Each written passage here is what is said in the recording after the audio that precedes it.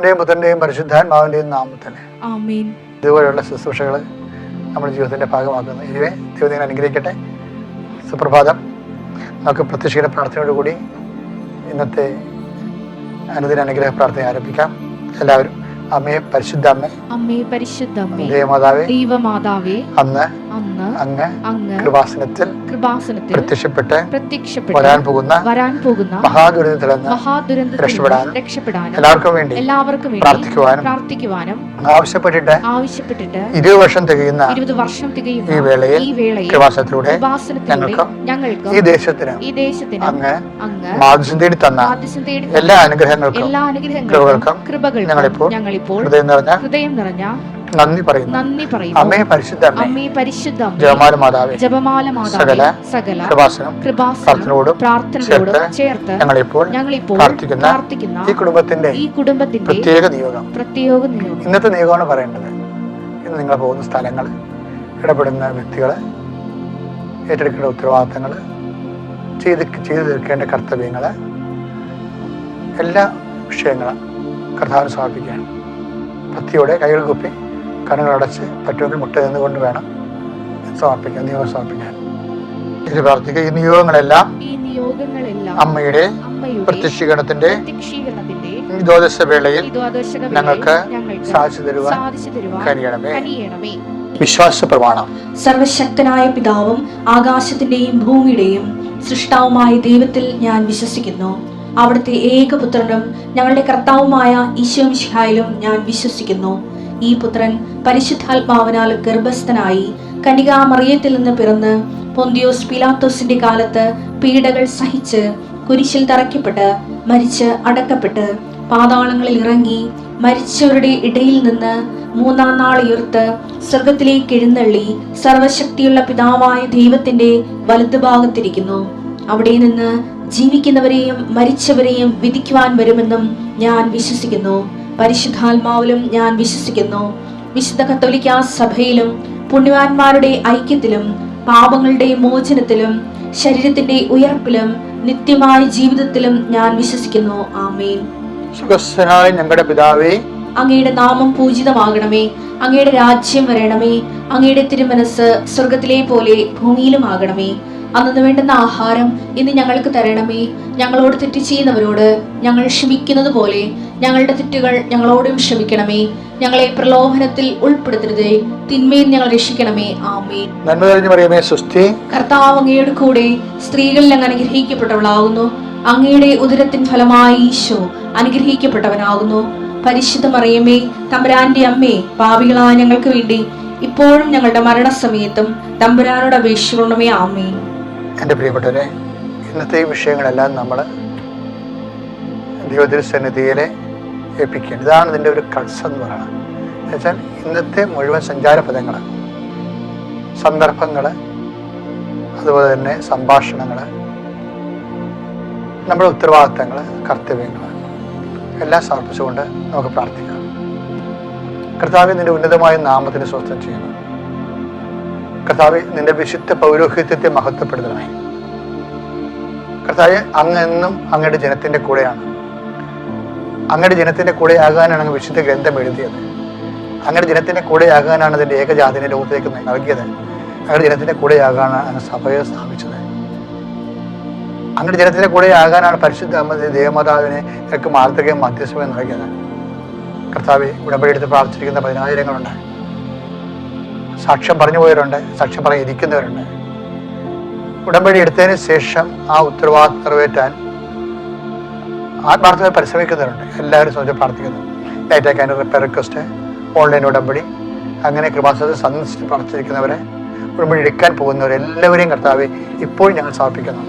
ഇന്ന് പോകുന്ന വഴികളെ സമർപ്പിക്കുന്ന കർത്താവെ, ഇന്ന് കണ്ടുമുട്ടുന്ന വ്യക്തിയെ സമർപ്പിക്കുന്ന കർത്താവെ, ഇന്ന് ചെയ്തു തീർക്കേണ്ട ഉത്തരവാദിത്തങ്ങൾ സമർപ്പിക്കുന്ന കർത്താവെ, ഞങ്ങളുടെ കർത്തവ്യങ്ങളുടെ ഭാഗമായിട്ട് വരുന്ന എല്ലാവിധ ഇടപാടുകളെയും സമർപ്പിക്കുന്ന കർത്താവെ, രോഗികളെ സമർപ്പിക്കുന്ന കർത്താവെ, മരുന്ന് കഴിച്ചുകൊണ്ടിരിക്കുന്നവർ സ്വച്ഛ പ്രാർത്ഥിക്കുന്ന കർത്താവെ, മരുന്ന് കഴിച്ചിട്ടും പ്രത്യേകിച്ച് പ്രയോജനമില്ലാതെ വിഷമിക്കുന്നവർ സ്വച്ഛ പ്രാർത്ഥിച്ച കർത്താവെ, ഓരോ സാമ്പത്തികമായ കുരുക്കുകൾ, ജീവിതത്തിൽ ജോലി ഇല്ലാത്തവർ, ജോലിക്ക് വേണ്ടി പരിശ്രമിക്കുന്നവർ, ഉള്ള ജോലി നഷ്ടപ്പെട്ടവർ, കുടുംബത്തിൽ കലഹങ്ങളുള്ളവർ, അത് തന്നെ പരസ്പരം മിണ്ടാതിരിക്കുന്നവർ, സമാധാനമില്ലാത്ത കുടുംബങ്ങള്, മത്സരമുള്ളവര്, പരസ്പരം വിഷമിച്ച് കുടുംബത്തില് ഒരു ആശ്രയമില്ലാതെ വരുന്നവര്, പല ഭർത്താക്കന്മാർ തന്നെ പരസ്പരം കല്യാണം കഴിച്ചുകൊണ്ട് പ്രത്യേകിച്ച് പ്രയോജനമൊന്നും ഇല്ലാതെ അവിടെ ഭാരങ്ങൾ അവർ കല്യാണം കഴിക്കുന്ന മുമ്പ് ഉണ്ടായിരുന്നതിനേക്കാൾ ഇരട്ടി ഭാരങ്ങൾ കല്യാണ ജീവിതം തന്നെ അവർക്ക് നൽകിയതിന്റെ പേരിൽ എന്തിനാണ് കല്യാണം കഴിക്കേണ്ടിയില്ല നിരാശപ്പെടുന്നവർ, മക്കളോടത്ത് ഭാരപ്പെടുന്നവർ, മക്കളുടെ ദുർനടപ്പുകളും ചീത്തമായ ബന്ധങ്ങളൊക്കെ കേൾക്കുമ്പോൾ ഹൃദയം പൊട്ടുന്നവർ, അങ്ങനെ വ്യത്യസ്തമായ സംഘടന അനുഭവിക്കുന്ന എല്ലാ മാതാപിതാക്കന്മാരെയും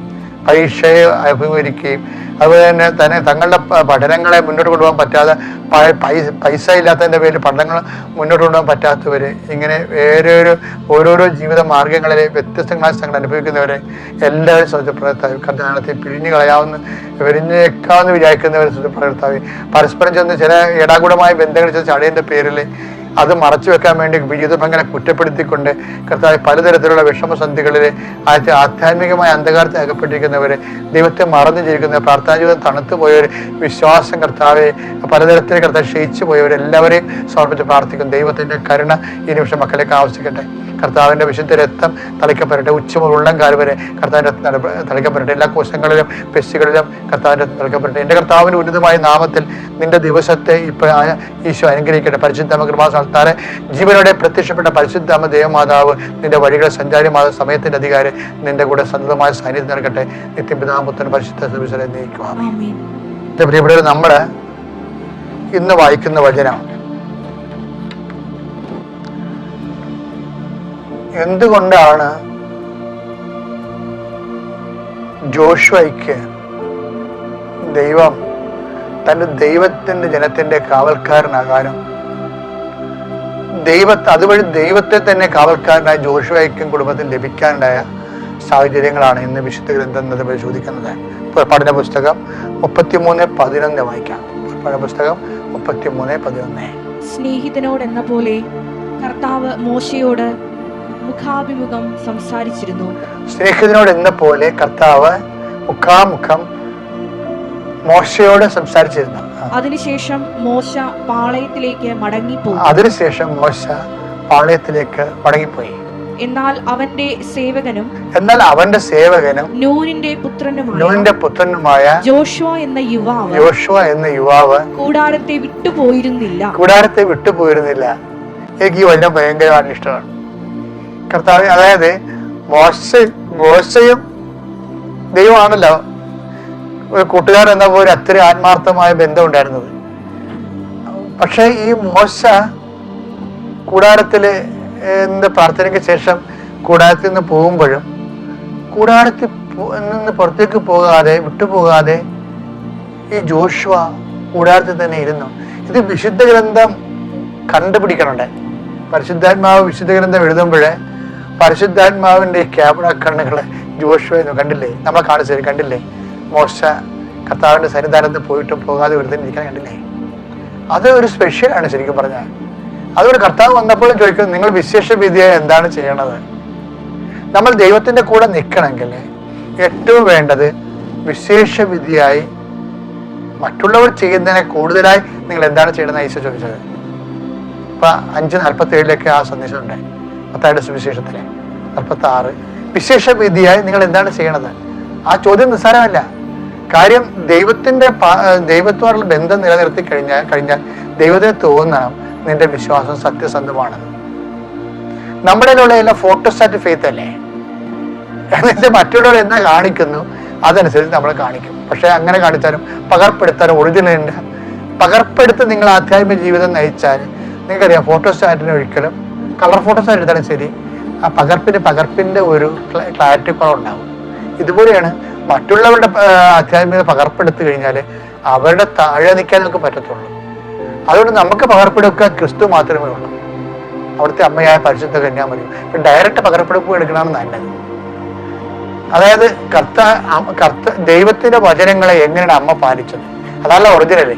ആ അമ്മയുടെ ജീവിതം പകർത്താൻ നോക്കുമ്പോൾ ഈ ജോഷുവയുടെ അനുഭവം നമുക്കുണ്ടാവും. എന്താണ്?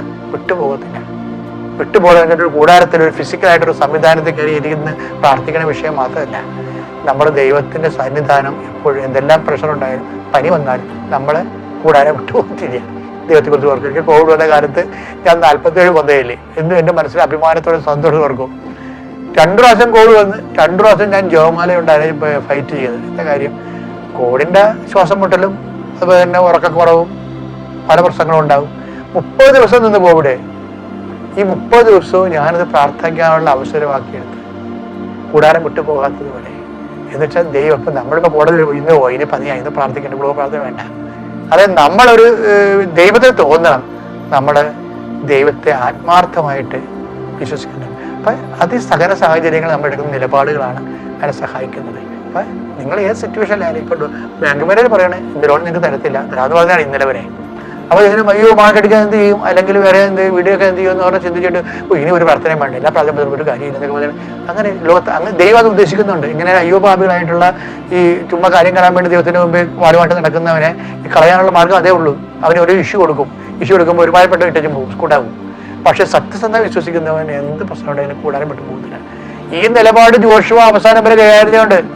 ഈ വാഗ്ദാന പേടകം എടുത്ത് വാഗ്ദാന പേടി പ്രവേശിക്കുമ്പോഴേ ആ പ്രവേശിക്കുന്നതിന് ദിവസങ്ങൾക്ക് മുമ്പ് മോശം പറയും, നിങ്ങൾക്കിപ്പോഴും ദൈവത്തെ വിട്ടുപോകാനുള്ള മോഹങ്ങളുണ്ട്, പക്ഷെ നിങ്ങൾ നദിക്കക്കരെയുള്ള നിങ്ങളുടെ പഴയ വിശ്വാസങ്ങളിലേക്ക് പോവുക. പക്ഷെ ഞാനും എൻ്റെ കുടുംബവും, അതാണ് യോശുവ 24:15 ഞാനും എൻ്റെ കുടുംബവും കർത്താവിനെ സേവിക്കും. അതാണ് സിറ്റുവേഷൻ ചേഞ്ച് ചെയ്താലും. അതുകൊണ്ടാണ് ജോഷുവ, ഞാൻ എപ്പോഴും പറയണത്, ഈ ജോഷുവ വാഗ്ദാന പേടകത്തിലുള്ള പ്രാർത്ഥനയിലെ ജോഷുവ മോസസിനേക്കാൾ ഒരുപടി മുന്നോട്ട് നിൽക്കുന്നുണ്ട്.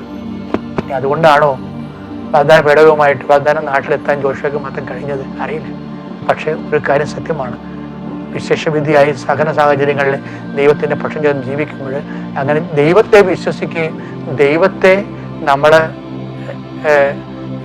വിശ്വാസത്തിൽ എടുക്കുന്നു എന്നുള്ളത് ദൈവത്തിന് മനസ്സിലാകണം.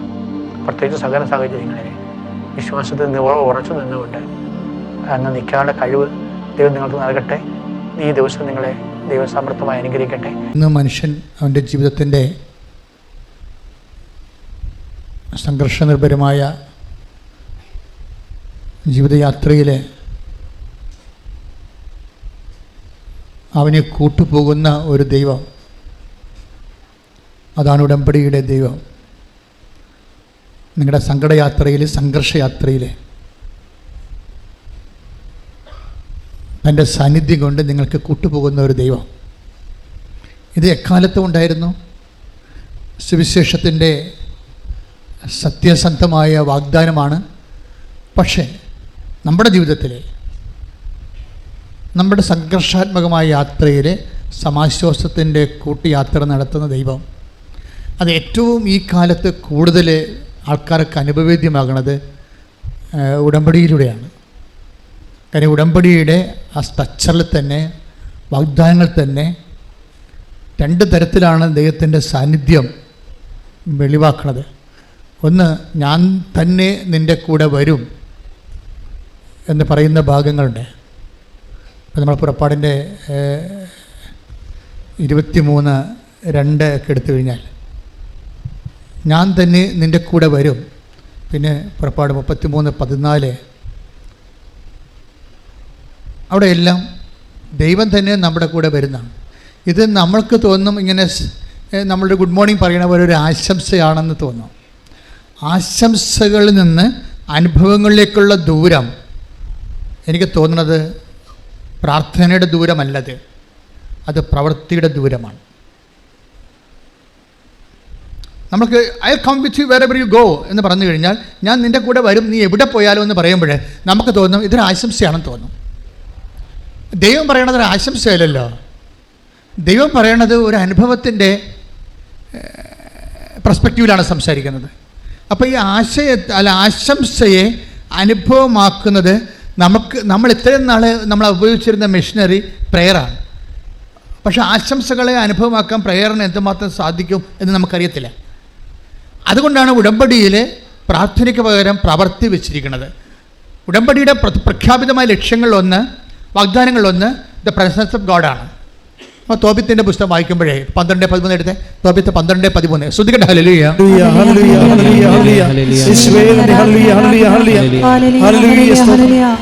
തോബിത്ത് 12:13 ഭക്ഷണമേശയിൽ നിന്ന് എഴുന്നേറ്റ് ചെന്ന് മൃതദേഹം സംസ്കരിക്കാൻ മടിക്കാതിരുന്ന നിന്റെ സൽപ്രവൃത്തി എനിക്ക് അജ്ഞാതമായിരുന്നില്ല. ഞാൻ നിന്നോടൊപ്പം ഉണ്ടായിരുന്നു. ഇതാണ് വിഷയം. ഒന്നിട്ട് വായിച്ചേ. ഭക്ഷണമേശയിൽ നിന്ന് എഴുന്നേറ്റ് ചെന്ന് മൃതദേഹം സംസ്കരിക്കാൻ മടിക്കാതിരുന്ന നിന്റെ സൽപ്രവൃത്തി എനിക്ക് അജ്ഞാതമായിരുന്നില്ല. ഞാൻ നിന്നോടൊപ്പം ഉണ്ടായിരുന്നു. ഇത് ആഴമായ ഒരു സത്യമാണ്. എന്താ പറയണത്? ഭക്ഷണമേശയിൽ നിന്ന് ആരാണ് ഭക്ഷണമേശയിൽ നിന്ന് എഴുന്നേറ്റ് പോയി മൃതശരീരം സംസ്കരിക്കാൻ പോയത്? തോബിത്ത് ദൈവമേ എന്നും പറഞ്ഞ് ജീവിച്ച ഒരാളാണ്. ഈ ദൈവമേ എന്നും പറഞ്ഞ് ജീവിക്കുന്നതും നമ്മുടെ എന്തെങ്കിലും കാഷ്വാലിറ്റിക്ക് ദൈവത്തെ കക്ഷി ചേർക്കുന്നതും രണ്ട് വിഷയമാണ്. ദൈവമേ എന്നും പറഞ്ഞ് ജീവിക്കുന്നതും നമ്മുടെ എന്തെങ്കിലും ഇൻസിഡൻറ്റ് വരുമ്പോൾ, ഇപ്പോൾ വണ്ടി തള്ളിയിട്ട് കയറണില്ല എന്നാൽ ഒരു കൈ ഒന്ന് തള്ളിക്കൊള്ളാൻ വേണ്ടി ദൈവത്തെ അവിടെ കക്ഷി ചേർക്കുകയും, വണ്ടി പാലം കടന്ന് കഴിയുമ്പോൾ അല്ലെങ്കിൽ ബമ്പ് കടന്ന് കഴിയുമ്പോൾ ഗുഡ് ബൈ പറഞ്ഞ് എന്നാൽ താങ്ക്സ് എന്ന് പറഞ്ഞ് വിടുന്നതും പലപ്പോഴും അങ്ങനെ നമ്മൾ ചെയ്യണത്. ദൈവത്തോട് കാണിക്കുന്ന ഒരു സമീപന രീതി അതാണ്. നമുക്ക് എന്തെങ്കിലും ഇഷ്യൂ വന്ന് ഇഷ്യൂവിന് നമ്മൾ പ്രാർത്ഥിക്കുന്നു, ദൈവത്തെ കക്ഷി ചേർക്കുന്നു, ദൈവം അത് നിർവഹിക്കുന്നു, ഗുഡ് ബൈ പറയുന്നു. ക്ലിയർ? ഇത് റിലേഷൻസ് നിങ്ങളൊന്ന് ശ്രദ്ധിക്കണം. ഇങ്ങനെ ഈ റിലേഷനാണ് ഉള്ളതെങ്കിൽ നമുക്ക് അധികകാലം ഈ ലൈഫിൽ ദൈവത്തെ കക്ഷി ചേർക്കാൻ, ദൈവത്തെ വരാൻ എന്തുമാത്രം സാധിക്കുമെന്ന് അറിയത്തില്ല. നമ്മളൊരു പ്രഗ്മാറ്റിക്കാണ് ഈ കാര്യത്തിൽ. എന്ന് വെച്ച് കഴിഞ്ഞാൽ ഒരു വിഷയമുണ്ടായിരുന്നു, ആ വിഷയത്തിൽ നമ്മൾ ദൈവത്തിൽ ആശ്രയിച്ചു, ദൈവം നമ്മളെ സപ്പോർട്ട് ചെയ്തു, അത് കഴിയുമ്പോൾ ഗുഡ് ബൈ പറയും. പക്ഷേ അതും ദൈവം അങ്ങനെയല്ല ഉദ്ദേശിക്കണത്. ഒരു ഇടയ്ക്കുന്ന ഗുഡ് ബൈ പറഞ്ഞിട്ട് ടാറ്റ പറഞ്ഞിട്ട് വിടുന്ന ഒരു ബന്ധമേ നിനക്ക് ദൈവമായിട്ടുണ്ടെങ്കിൽ നിനക്കിനി ഈ വണ്ടി പല സമയത്ത് ഇനിയും കട്ടറിൽ കയറാൻ സാധ്യതയുണ്ട്. അപ്പോൾ നീ ഒന്ന് ഇൻട്രോസ്പെക്റ്റ് ചെയ്യണം. എൻ്റെ ബന്ധമെന്ന് പറയണത് ഒരു പ്രോബ്ലം സെൻറ്റേഡ് ആണോ, ഒരു പ്രോബ്ലം ഉണ്ടാക്കുന്ന ഇഷ്യൂ ബേസ്ഡ് ആണോ? പലപ്പോഴും വരുന്നൊരു വിഷയം, what is your spirituality? Spirituality is issue based. അങ്ങനെ സംഭവിക്കാൻ സാധ്യതയുണ്ട്. നിൻ്റെ ആധ്യാത്മികത എന്താണെന്ന് ചോദിച്ചു കഴിഞ്ഞാൽ പറയും അതൊരു വിഷയവുമായി ബന്ധപ്പെട്ടതാണ്, വ്യക്തിയുമായി ബന്ധപ്പെട്ടതല്ല. ഇവിടെയാണ് പ്രോബ്ലം വരണത്. ഉടമ്പടി നിങ്ങളെ നിങ്ങളുടെ ആധ്യാത്മികതയെ വ്യക്തിയുമായി ആക്കും. നമ്മളുടെ സാധാരണഗതിയിൽ നമ്മുടെ ആധ്യാത്മികത വിഷയവുമായി ബന്ധപ്പെട്ടതാണ്. ഇതാണ് നമ്മുടെ ഒരു ദുരന്തമെന്ന് പറയുന്നത്. ഒരു വിഷയമുണ്ടായി, ആ വിഷയം ഇപ്പോൾ കോളേജ് അഡ്മിഷൻ്റെ കാലമാണ്, ഒരു വിഷയമായി അപ്പനും അമ്മയും മക്കളും എല്ലാം കൃപാസനത്തിലുണ്ട് ഇല്ലേ? അഡ്മിഷൻ കിട്ടിക്കഴിയുമ്പോൾ ഗുഡ് ബൈ തീർന്നു. പിന്നെ നിങ്ങളുടെ ജീവിതമായി. ഇനിയിപ്പോൾ കോളേജിൽ പോയ കൊച്ച് വേറെ ആരെങ്കിലും ലൈൻ അടിച്ചാൽ മാത്രമേ പിന്നെ അപ്പനും അമ്മയും പിന്നെയും കൃപാസനത്തിൽ വരത്തുള്ളൂ. അതാണ് പ്രശ്നം. അതുകൊണ്ട് സംരക്ഷണം കിട്ടണില്ല നിങ്ങൾക്ക്. എന്തുകൊണ്ടാണ് അങ്ങനെ സംഭവിക്കുന്നത്? സംരക്ഷണം കിട്ടണില്ല. നിങ്ങൾ ഇടയ്ക്ക് വെച്ച് ഗുഡ് ബൈ പറഞ്ഞ് ദൈവത്തെ യാത്രയാക്കുന്നു. കാര്യം കണ്ടു കഴിയുമ്പോൾ ദൈവത്തെ ഗുഡ് ബൈ പറഞ്ഞ് യാത്രയാക്കുന്നു. അച്ഛൻ നിങ്ങൾ ആക്ഷേപിക്കുന്നതല്ല, സങ്കടകരമായൊരു യാഥാർത്ഥ്യമാണ്. ഒന്ന് പ്രാർത്ഥിച്ച മക്കളെ. കർത്താവ് ദൈവമേ, സത്യം പറഞ്ഞാലേ പലപ്പോഴും അറിയാതെയാണ് ഒരാവശ്യം കഴിയുമ്പോൾ നിന്നോട് യാത്ര പറഞ്ഞു പോരുകയോ നിന്നെ ആശംസിച്ച് എന്റെ ജീവിതത്തിൽ നിന്ന് യാത്ര ആക്കുകയോ ചെയ്യുന്നത്. പക്ഷെ കർത്താവേ, ഉടമ്പടി പ്രകാരം നിന്റെ വാഗ്ദാനമാണ്, wherever you go, നീ എവിടെ പോയാലും നിത്യത വരെ ഞാൻ നിന്റെ കൂടെ ഉണ്ടായിരുന്നു. കർത്താവേ, എന്നോട് കൂടെ അന്ത്യം വരെ നിലനിൽക്കാനുള്ള നിന്റെ ആഗ്രഹത്തെ മാനിച്ചുകൊണ്ട് എന്നെ സംരക്ഷിക്കാനുള്ള നിന്റെ കരുതലിനെ തിരിച്ചറിയാതെ പോയ നിമിഷങ്ങളെ ഓർത്ത് ഞാൻ വിഷമിക്കുന്ന കർത്താവേ, ശിക്ഷിച്ച കാലം മുഴുവൻ വേർപിരിയാതെ കൈയോട് കൈ ചേർത്തുകൊണ്ട് കൊണ്ടുപോകാൻ ഒരുമിച്ച് യാത്രയാകും. എനിക്ക് പ്രത്യേക അഭിഷേകം നൽകണമേ, എന്നെ അനുഗ്രഹിക്കണമേ.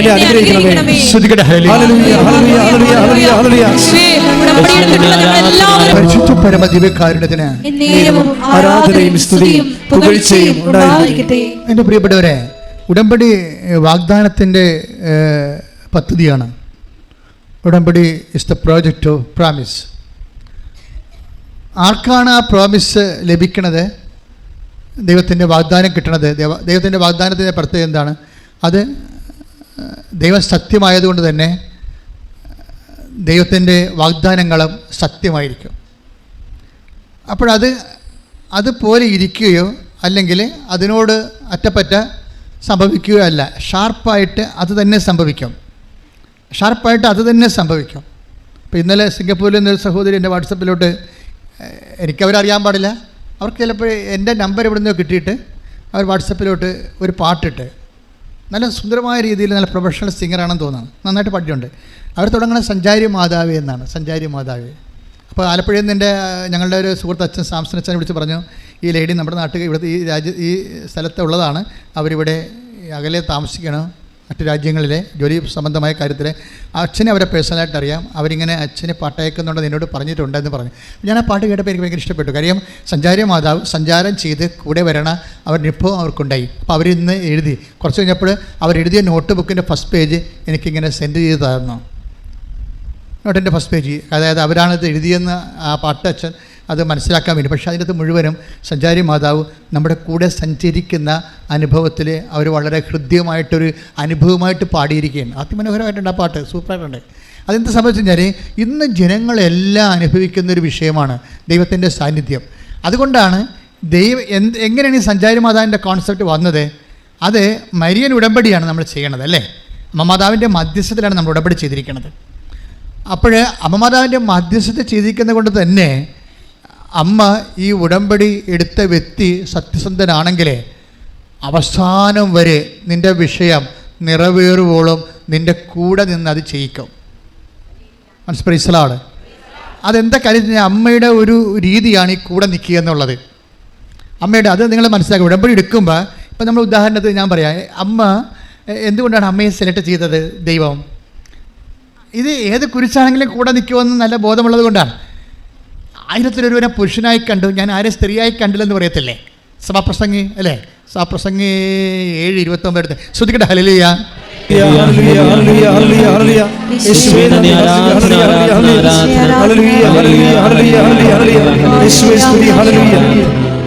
സഭാപ്രസംഗി 7:28 1000 ഞാൻ പുരുഷനായി കണ്ടു എന്ന് പറഞ്ഞേ. 1000 ഞാൻ പുരുഷനായി കണ്ടു. എന്നാൽ ഒരുവളെയും സ്ത്രീയായി കണ്ടില്ല. എന്നിട്ട് എന്താണെന്ന് വെച്ചാൽ ദൈവം നമ്മൾ ഈശോ അമ്മയെ സ്ത്രീ എന്ന് വിളിക്കുമ്പോൾ നിങ്ങൾ ആ ഒരു രീതിയിൽ അത് മനസ്സിലാക്കേണ്ടത്.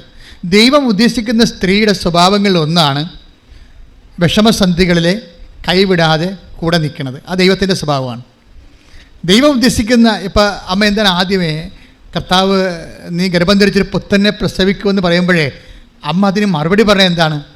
ഇതാ കർത്താവിൻ്റെ ദാസി, നിൻ്റെ വചനം പോലെ എന്നിൽ നിറവേറട്ടെ. Take the word of God. ശ്രദ്ധിക്കട്ടെ. ഹല്ലേലൂയ. ഹല്ലേലൂയ. ഹല്ലേലൂയ.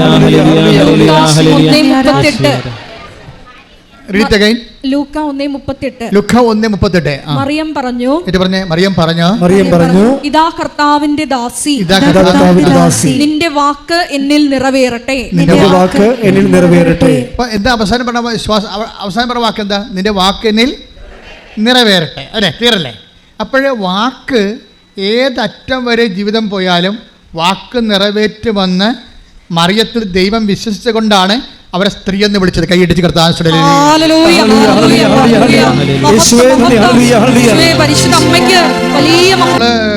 യോഹന്നാന്റെ സുവിശേഷം 19:25.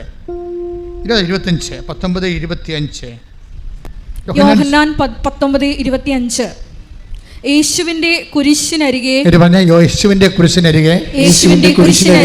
അവന്റെ അമ്മയും അമ്മയുടെ സഹോദരിയും ക്ലോപ്പാസിന്റെ ഭാര്യ മറിയവും മഗ്ദലേന മറിയവും നിൽക്കുന്നുണ്ടായിരുന്നു. അപ്പൊ യേശുവിന്റെ അമ്മ അവിടെ നിൽക്കുന്നതുകൊണ്ടാണ് മറ്റേ കക്ഷികളെല്ലാം അവിടെ നിൽക്കുന്നത്. അല്ലെങ്കിൽ അവരൊക്കെ അടുത്ത വണ്ടിക്ക് വീട്ടിൽ പോയണം. നമ്മൾ തന്നെ എന്തുകൊണ്ടാണ് ഇവിടെ നിൽക്കുന്നത്? അമ്മ നിൽക്കുന്ന കൊണ്ടാണ്. നമ്മളീ കുരിശിൻ്റെ ചുവടിലേക്ക് ചില സമയത്ത് അതിൻ്റെ അരികിൽ കൂടിയൊക്കെ പോകില്ല. ജീവിതത്തിൻ്റെ കുരിശിൻ്റെ അരികിൽ കൂടിയൊക്കെ പോകുമ്പോഴും നമ്മളെന്തുകൊണ്ടാണ് നിൽക്കണത്? ആത്മഹത്യ ചെയ്യാതെയും അല്ലെങ്കിൽ മറ്റ് വിക്രിയകളൊന്നും ചെയ്യാതെ നിൽക്കുന്നത് എന്താണ്? അമ്മ നിൽക്കുന്നു എന്നുള്ളത് കൊണ്ടാണ്. അപ്പോഴേ ഇതാ കർത്താവിൻ്റെ ദാസി. എനിക്ക് പറഞ്ഞത് ഈ ലൂക്ക 2:38 1:38 ലൂക്ക 1:38 1:38 എന്താണ്? അങ്ങ് വാക്കിനിൽ നിറവേറട്ടെ, അങ്ങനെ വചനം പോലെ എന്നിൽ നിറവേറട്ടെ. അപ്പോൾ അവസാനത്തെ വാക്ക് എന്താണ്? നിറവേറട്ടെ എന്നുള്ളതാണ്. അതും യോഹന്നാൻ്റെ 19-25 തമ്മിൽ ലിങ്ക് ചെയ്യേണ്ടതാണ്. എന്താ പറയണത്? യേശുവിൻ്റെ അമ്മ അവൻ്റെ കുരിശിൻ്റെ ചുവട്ടിൽ നിന്നിരുന്നു. ദാറ്റ് മീൻസ് എന്തിനാണ് നിൽക്കണത്? കർത്താവിൻ്റെ വാക്ക് നിറവേറ്റാൻ വേണ്ടി നിൽക്കുകയാണ്. മനസ്സിലായില്ലേ? അപ്പോഴാ നിപ്പിൻ്റെ വ്യാഖ്യാനം എന്താണ്? വെറുതെ നിന്നല്ല, വന്ന് അകപ്പെട്ടു പോയതല്ല. നമ്മൾ പറയണത് ഞങ്ങൾക്ക് എന്ത് വിധിയാണ് എന്നൊക്കെ പറഞ്ഞ ആൾക്കാർ തലയൊക്കെ വെക്കല്ലേ. ദാറ്റ് മീൻസ് സങ്കടം വരുമ്പോൾ അകപ്പെട്ടു പോകുന്നല്ലേ പറയണത്. മറിയം അകപ്പെട്ടതല്ല, മറിച്ച് എന്താണ്? അങ്ങനെ വാക്കിനെ നിറവേറട്ടെ എന്ന് ആദ്യമേ കയറി അമ്മ സമർപ്പിച്ചിരുന്നു. ആ സമർപ്പണത്തിൻ്റെ, കർത്താവിൻ്റെ വാക്കിനോടുള്ള സമർപ്പണത്തിൻ്റെ ഭാഗമായിട്ട് ദൈവത്തിൻ്റെ വചനം നിറവേറ്റാനാണ് അവൾ കുരിശിനെ ചുവട്ട് നിൽക്കുന്നത്. കൈയടിച്ച് കർത്താവ്. ഇന്നലെ ഒരു റിയാലിറ്റി ഷോയിലുള്ള ആൾ, ഞാൻ സാക്ഷിയിട്ടിട്ടുണ്ട്, ഒരു സാക്ഷ്യം പറഞ്ഞായിരുന്നു.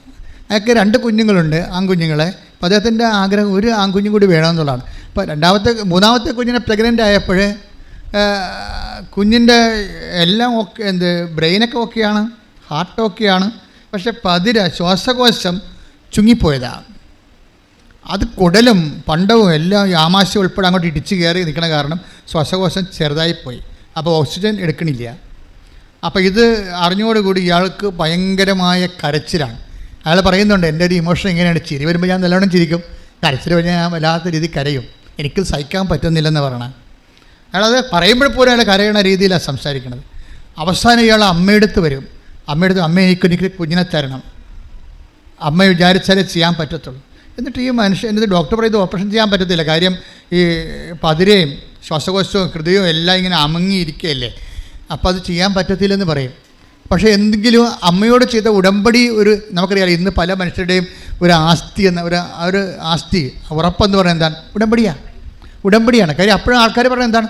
സാറേ ഡോക്ടറെ ശരിയാകും, ഞങ്ങൾ ഉടമ്പടി. അപ്പോൾ ഡോക്ടറോട് പറയത്തില്ലെങ്കിൽ മനസ്സിൽ പറയാം എന്താണ്? ഞങ്ങൾ ഉടമ്പടി എടുത്തിട്ടുണ്ട്, എന്നുവെച്ചാൽ അമ്മയുമായിട്ട് ഞങ്ങൾ ഉടമ്പടി, മക്കളെ നിങ്ങൾ ഉടമ്പടി എടുത്തിട്ടുണ്ടോ എന്ന കാര്യം സത്യമാണ്.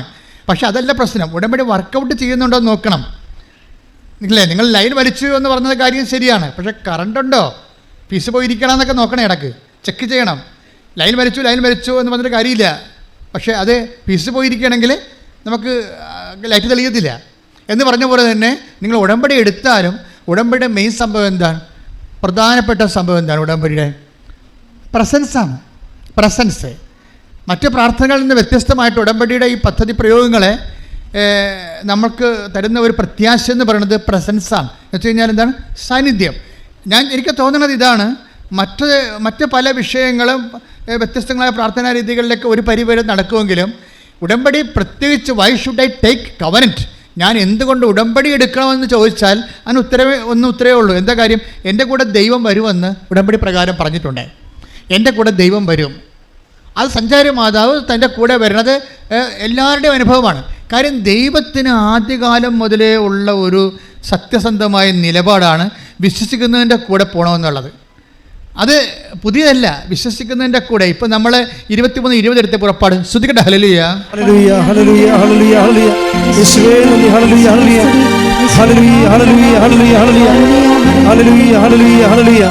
പുറപ്പാട് 23:20. പുറപ്പാട് 23:20. ഇതാ ഒരു ദൂതനെ, ഇതാ ഒരു ദൂതനെ നിനക്ക് മുൻപേ ഞാൻ അയക്കുന്നു. അവൻ നിന്റെ വഴിയിൽ നിന്നെ കാത്തുകൊള്ളും. ഞാൻ ഒരുക്കിയിരിക്കുന്ന സ്ഥലത്തേക്ക് നിന്നെ കൊണ്ടുവരികയും ചെയ്യും. അപ്പൊ ഈ ലാൻഡ് ആൻഡ് ലൈഫ് ഉടമ്പടിയുടെ ബേസിക് ആയിട്ടുള്ള സംഭവമാണ്. Land and life. ജീവിതം എന്ന് പറഞ്ഞാൽ എന്താ? Sum total. അതിൻ്റെ തട്ടകം, ഒരു ജീവിതത്തിൻ്റെ തട്ടകം എന്താണ്? ജീവിതം മീൻസ് ലൈഫ്. ലൈഫിൻ്റെ തട്ടകം എന്താണ്? ലാൻഡാണ്. ലാൻഡ്. അതായത് ഉടമ്പടിയുടെ ബേസിക് ആയിട്ടുള്ള എല്ലാം എന്താണ്? ബേസിക് ആയിട്ടുള്ള ലാൻഡ്. അത് നിങ്ങളുടെ ജീവിതം കരുപ്പിടിപ്പിക്കാൻ വേണ്ടി നമുക്ക് ആവശ്യമായത് എന്താണ്? അനുകൂലമായ സ്ഥലമാണ്. അനുകൂലമായ സ്ഥലം. അപ്പോൾ അനുകൂലമായ സ്ഥലം, ഇപ്പോൾ ഞാൻ ഈ ജപ്തി നടപടിയൊക്കെ ആൾക്കാർ വരത്തില്ലേ? അപ്പോൾ ഞാനെന്താ, നിങ്ങൾ ജപ്തി നടപടിക്കാരെ പ്രത്യേകം കാണുന്ന എന്താ കാര്യം? അവിടെ വീട് സ്ഥലവും ജന്മാവകാശം നഷ്ടപ്പെടാൻ പോകുകയും അല്ലേ? അവിടെ ബൈബിളിനെ അത് റീസെറ്റ് ചെയ്യാൻ പറ്റുകയില്ലെങ്കിൽ വേറെ ഒരു പുസ്തകത്തെയും പറ്റത്തില്ല. എന്താ കാര്യം? ഇതെല്ലാം നീ ജനിക്കാൻ ഞാൻ ഇടയാക്കിയ സ്ഥലം, നിന്നെ ജന്മ അവകാശമായി ഞാൻ നിനക്ക് തന്നിരിക്കുന്ന സ്ഥലം, നിൻ്റെ ജീവിതം കരുപ്പിടിപ്പിക്കാൻ വേണ്ടി ഞാൻ നിനക്ക് തന്നിരിക്കുന്ന സ്ഥലം, ആ സ്ഥലം നിനക്ക് നഷ്ടപ്പെട്ടാൽ ഞാൻ ആ സ്ഥലത്തേക്ക് നിന്നെ തിരികെ കൊണ്ടുവരുന്ന ദൈവമാണ്. കൈയിടിച്ച് കർത്താവ് ഹല്ലേലൂയ.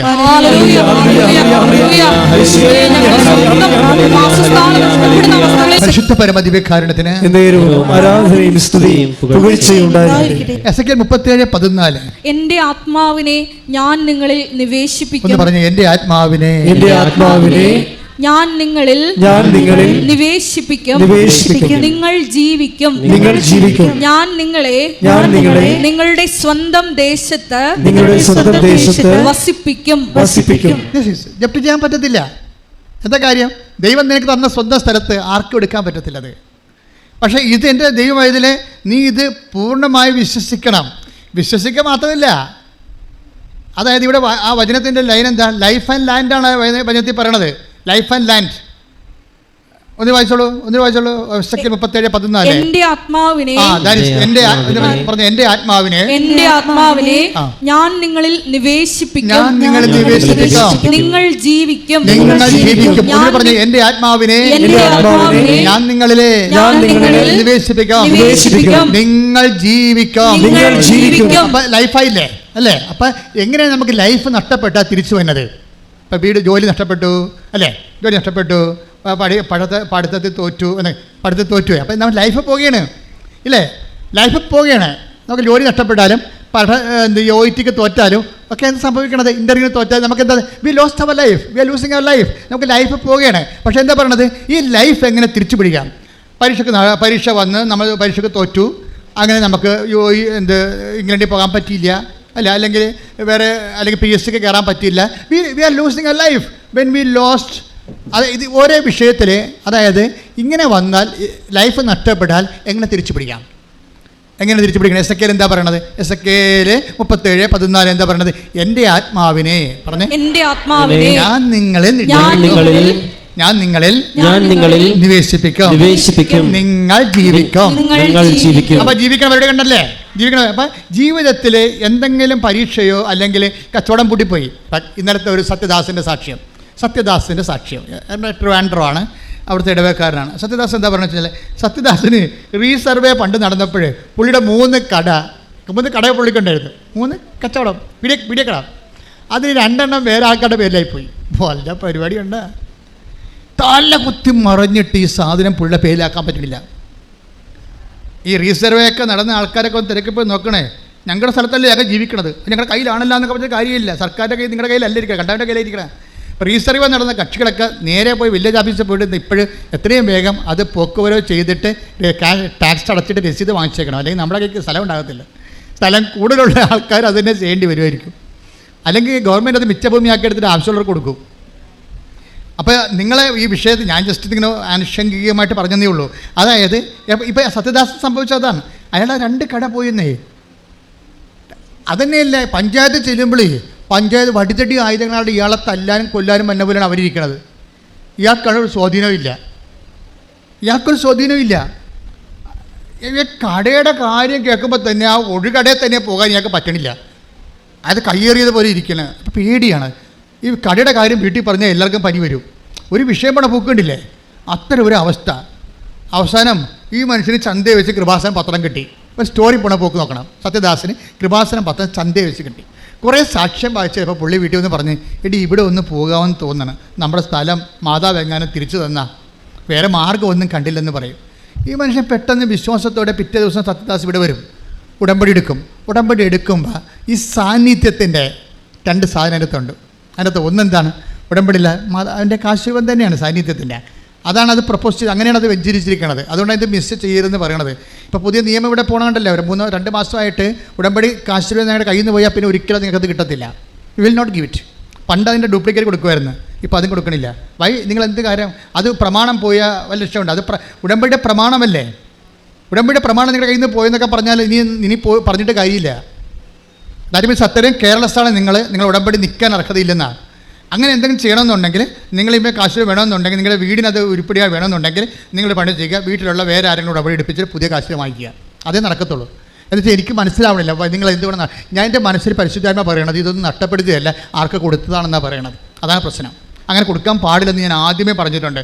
ഉടമ്പടി ജ്ഞാപകം പോലെ ഉപയോഗിക്കേണ്ടതാണ്. അല്ലാതെ അതൊരു വിശുദ്ധ വസ്തു മാത്രമല്ല, നിങ്ങൾ ദൈവത്തോട് ഉടമ്പടി ചെയ്തു എന്നുള്ളതിൻ്റെ തെളിവാണത്. അത് ഇവിടെ ചില ആൾക്കാർ ഇവിടെ പ്രാർത്ഥിക്കാൻ വേണ്ടി വരുമ്പോൾ ഉടമ്പടി എടുത്തതാണെന്ന് പറഞ്ഞുകൊണ്ട് ഇവർ കാശുരൂപം കാണിക്കും. ഞങ്ങൾ പറഞ്ഞ കാശുരൂപം വേണ്ട, പത്രം തരാൻ പറയും. എന്താ കാര്യം? ആരാണ്ടിൻ്റെ കാശുരൂപം അനിയത്തിൻ്റെ ചേടത്തിയുടെയോ നാട്ടുകാരുടെയോ അവിടുന്ന് എരവ് വാങ്ങിച്ചുകൊണ്ട് വന്നിരിക്കുകയാണ് ഉടമ്പടി എടുത്താൽ നമ്മളെ പറ്റിക്കാൻ വേണ്ടി. എന്ത് പറയാനാ? അങ്ങനെ ചെയ്യരുത്.